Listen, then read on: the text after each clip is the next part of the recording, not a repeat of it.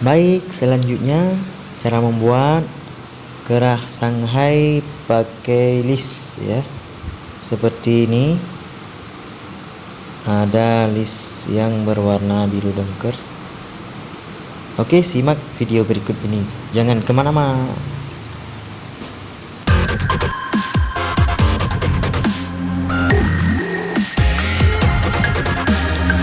Langkah pertama, gosok dulu kerah Koreanya.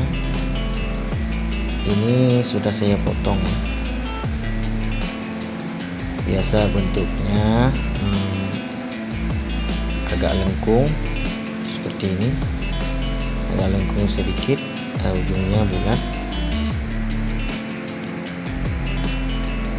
Ini yang bawahnya dipotong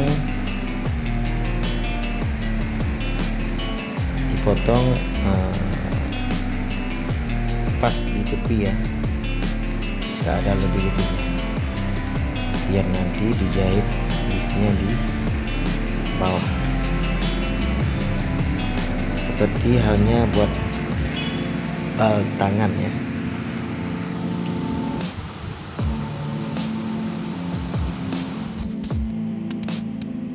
Nah, ini sudah saya potong kain lapisannya. Oke, langsung aja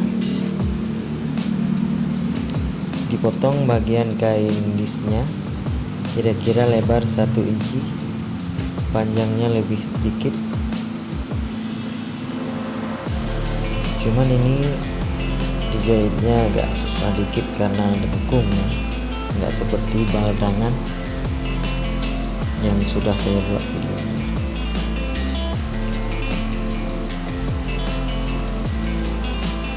Ini kalau kurang nampak, teman-teman boleh zoom ya videonya atau memperbesar layarnya. Ini kain listnya di bawah, kita jahit dari atas 1 tapak, jangan lebih. Ditarik kain list bawahnya, yang atasnya biarkan aja, jangan lebih 1 tapak, karena kalau lebih dia kebesaran nantinya. Sudah, langsung dibalik ke dalam, dijahit tengah-tengah jahitan biar nggak nampak benangnya, seperti memasang pinggang ya. Dijahit dalam lubang jahitan biar nggak nampak benangnya. Ini caranya mudah, tapi kalau belum tahu jadi susah ya. Kalau sudah tahu jadi senang. Oke, ini yang lebihnya potong, baik lebih daripada nggak cukup. Yang bagian ujungnya potong biar nampak, ini dijahitnya senang. Langsung pasang lapisan dalamnya seperti biasa, dijahit di tepi, jangan kena kerah Korea, jangan kena yang putihnya, harus di tepi.